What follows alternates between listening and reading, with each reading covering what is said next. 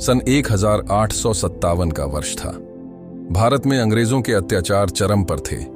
वे भारतीयों को गुलाम बनाकर अपना शासन चला रहे थे, लेकिन हर अत्याचार के खिलाफ एक क्रांति जन्म लेती है। इसी क्रांति की कहानी है वीर जवान अर्जुन और बहादुर युवती मीरा की।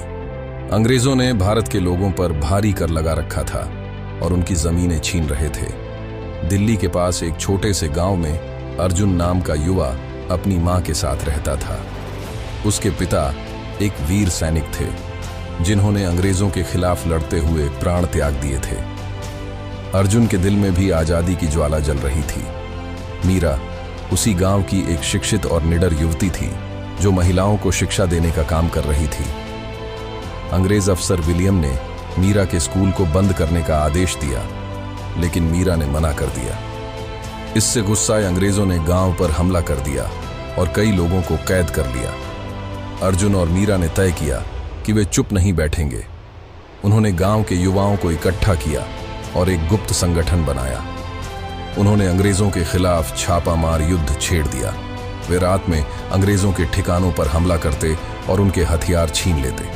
धीरे धीरे उनकी सेना बड़ी होने लगी। अंग्रेज अफसर विलियम को जब अर्जुन और मीरा की सेना के बारे में पता चला, तो उसने बड़ी फौज लेकर गांव पर हमला कर दिया।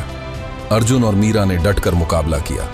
अर्जुन ने तलवार से विलियम को घायल कर दिया, लेकिन अंग्रेजों की संख्या ज्यादा थी। अंत में अर्जुन और मीरा को पकड़ लिया गया। अंग्रेजों ने अर्जुन और मीरा को फांसी की सजा सुना दी, लेकिन उनकी शहादत बेकार नहीं गई। उनकी वीरता से प्रेरित होकर पूरे भारत में क्रांति भड़क उठी और 1947 में भारत को आजादी मिल गई।